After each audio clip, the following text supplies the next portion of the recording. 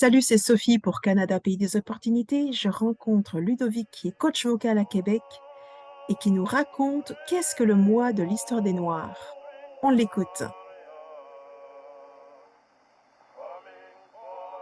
Durant le mois de février de chaque année, nous soulignons le patrimoine des Afro-Canadiens et Canadiennes d'hier à aujourd'hui. Alors toi, Ludovic, comment tu t'impliques dans cette célébration-là? Ben, pour moi, ça va prendre plusieurs formes. Moi, je suis un coach vocal aussi Mhm. et je travaille beaucoup sur la musique gospel.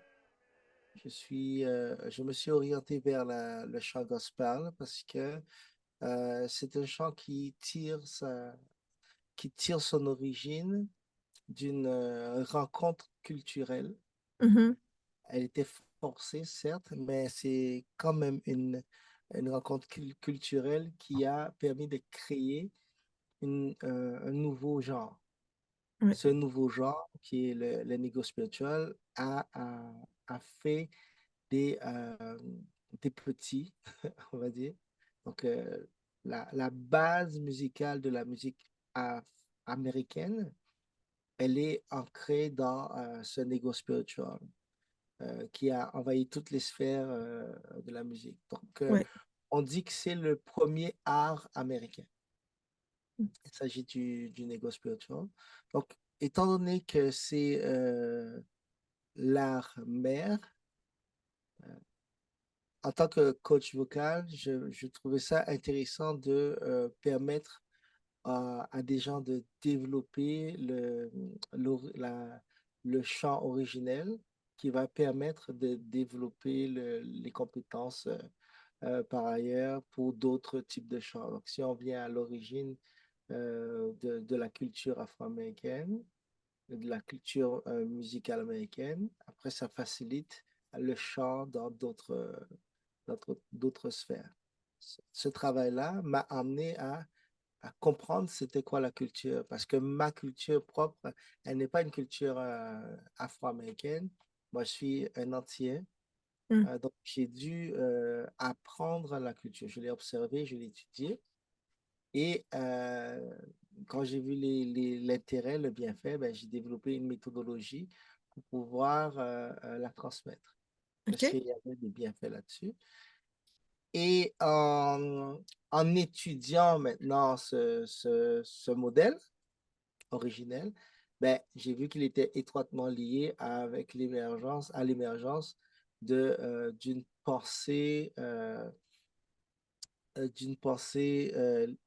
libératrice pour la population afro-américaine, OK. que les esclaves et les descendants d'esclaves. Ouais. Donc, il va de soi que le gospel est lié à, cette, à ce mois un peu particulier Mm. qui est le mois d'histoire des Noirs. Donc, à partir de là, je suis très, très impliqué dans comme la commémoration Ouais. par, par la musique de ce qui a été produit, développé et pour transmettre la mémoire de la mémoire de ce qui s'est passé. Et c'est cette partie qui façonne, qui façonne la culture américaine. Mm. Donc ça, c'est dans un premier temps. Dans un deuxième temps, il est intéressant de faire valoir les apports des Noirs dans la culture générale et dans la société générale américaine. Et souvent, les médias euh, n'ont pas ce regard-là envers la culture. On a plusieurs hommes politiques qui disent que l'Afrique n'a rien apporté à l'histoire. Il faut que nous puissions faire valoir, faire reconnaître les bases Ouais. de, de l'art et qui emmène vers l'expertise que les populations noires ont apporté aux Amériques, qui ont Mm. permis aux Amériques de survivre et de devenir le pays qu'il est aujourd'hui. Ouais.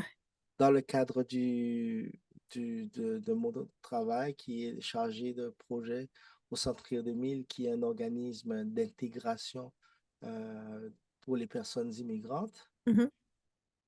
Nous passons par ce biais de la commémoration aussi du mois de l'histoire des Noirs, où je dis commémoration dans ce cadre-là, mais ce n'est pas la commémoration, c'est vraiment faire valoir l'apport des Noirs dans la culture canadienne Mm. et québécoise pour sensibiliser les personnes dites québécoises Mm. à avoir ce regard-là. Donc, on recherche l'intégration, le partage, le développement, ainsi de suite. Et Ludovic, quelle est la proportion de personnes noires? Comment tu vois les ratios? Il y a une recherche démographique, en fait, une étude démographique qui a été faite par le gouvernement canadien. On compte à peu près 3% de personnes noires qui se déclarent noires au Canada. Ce chiffre-là, il a doublé en 20 ans. Il y avait à peu près 500 000 personnes. Là, aujourd'hui, on a 1,2 million de OK. Noirs au Canada. On voit que la population noire aussi, c'est la population la plus jeune, en moyenne 29 ans, OK. tandis que la population canadienne, c'est en moyenne 40 ans. Mmh. On sait qu'au Canada, qu'il y a des problèmes démographiques. On va vers un vieillissement de la population. Mmh. Le renouvellement de la population passe par l'immigration. Et l'immigration africaine apporte ce boom. Mmh. 3%, c'est pas beaucoup Non. de population. Et du coup, là, on est une minorité visible. Les personnes que tu accueilles, en fait, est-ce que c'est à peu près 3% aussi? Ben oui, parce que Ouais. nous accueillons, par exemple, ce sont souvent des vagues d'immigration. Mmh. Donc, le gouvernement canadien a des programmes. Le Canada fait l'immigration choisie. Ah oui. Donc, on va choisir des personnes qui ont un certain niveau pour Ouais. pouvoir intégrer les sphères de la société manquantes. Ça peut causer des problèmes parce que souvent, on cherche des personnes qui ont un certain niveau de diplôme, Mmh. mais le travail qui est demandé n'est pas forcément dans ces secteurs. Mmh. Mais on a des difficultés à intégrer les personnes qui sont sous-qualifiées. C'est beaucoup plus difficile pour des personnes sous-qualifiées de s'installer ou de sortir de leur pays pour venir au Canada, puisque l'immigration choisie fait qu'on veut des cerveaux. Les employeurs, certaines fois, ils sont un peu déçus de la main-d'œuvre qu'ils engagent, puisque Mmh. les gens ne veulent pas rester dès qu'ils ont l'occasion de partir, ils vont partir parce que l'emploi est sous-qualifié par rapport Ouais. à leur éducation. Le Centre Rire, là où je travaille, le Centre Rire 2000, nous, on sensibilise non seulement pour le mois d'histoire des Noirs, mais il y a le mois asiatique aussi. Donc, on souligne vraiment ces événements pour favoriser et pour sensibiliser la population québécoise sur l'immigration, qui est une nécessité pour le développement de la société Ouais. québécoise. On va s'appliquer partout où il y a une occasion de Mmh. sensibiliser sur le vivre ensemble, susciter un intérêt pour l'autre. C'est qui l'autre, quelle est son histoire, quels sont Mmh. ses apports. Et comment s'appelle ton organisme où tu travailles? Le Centre Rire 2000. C'est à Québec? Oui, c'est à Québec, le Centre OK. Rire 2000. Donc, Rire, c'est un acronyme qui veut dire rattrapage académique, insertion socio-professionnelle, OK. rapprochement interculturel OK. et éveil aux technologies de l'informatique. En fait, le projet initial, c'était de permettre aux ingénieurs étrangers de pouvoir développer leurs compétences pour qu'ils puissent intégrer l'ordre des ingénieurs. Ah oui, oui. L'organisme avait commencé à supporter les ingénieurs dans leur intégration à l'ordre. Par la suite, Emploi Québec a pris à financer ce projet. Ça a eu un succès et au fur et à mesure, l'ordre s'est mis en partenariat Et aujourd'hui, on a élargi un peu les sphères de l'intégration dans toute la société. Donc, un immigrant qui arrive, on fait une évaluation de ses besoins. On voit s'il y a des corrélations entre ses diplômes et le métier qu'il voudrait exercer. Ceux qui n'ont pas de diplôme, on a des programmes pour eux. Ceux qui sont analphabètes, on a des programmes pour eux. Ceux Mhm. qui sont très fortement diplômés, on a des programmes pour eux. Ceux qui ont des diplômes mais qui ont des difficultés à parler la langue française, ben, on a des programmes pour eux. Ceux qui Ouais. ont moins de 30 ans, on a des programmes. Donc, il y a différents projets qui nous permettent d'intégrer et de soutenir l'intégration de la personne. Toi, tu disais, bon, tu es coach vocal, donc tu as une chorale. Est-ce que vous allez faire différents événements avec cette chorale-là? Ben, donc, le Centre Rio 2000, par exemple, va faire un événement au Palais Montcalm le 17 février. OK. Là, nous, on va participer. Il y avait une inauguration, ben, nous, on va participer à l'inauguration Mhm. pleine suite. Donc, on a commencé le mois un peu ce samedi. On va propulser, essayer de faire un retour à l'histoire, à l'origine. On va chanter des chants un peu typiques, un peu traditionnels, Ouais. euh, pour permettre à ceux qui écoutent de voir ce à quoi aurait pu euh, ressembler le son de cette époque. Donc, on essaie de vivre authentique, de façon authentique, à ce moment-là, quand on parle du mois de l'histoire des Noirs. Mhm.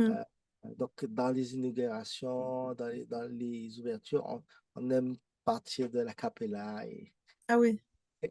et faire vivre euh, cette force, cette vivacité. Mm. Que ce chant a été un vecteur d'espoir et un vecteur de changement mental, Ouais. intellectuel, qui a amené vers la libération. Dans l'activité du mois de l'histoire des Noirs, beaucoup de Blancs ne se sentent pas concernés. Ouais. Ils se disent que oui, c'est le mois des Noirs, donc ça ne Mm. me concerne pas. Or, il s'agit de faire valoir l'apport de la culture des Noirs, donc la culture africaine, dans le développement de la société. Mm. Il y a énormément de choses qui ont été apportées dans la société qui ont permis de survivre. Par exemple, les galeries, dans une maison, avoir une galerie, ben, c'est une technologie qui vient d'Afrique. Ah oui.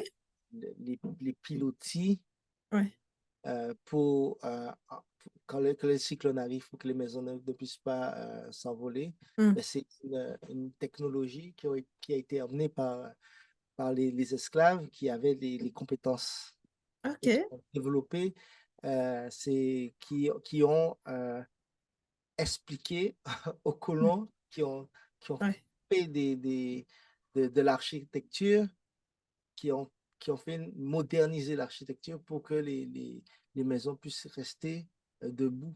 C'est peut-être pas une technologie, c'était pas un savoir qui était un savoir européen. Ouais. Je comprends. C'est pour ça que la Maison Blanche, par exemple, a été construite par des architectes et des Noirs, OK.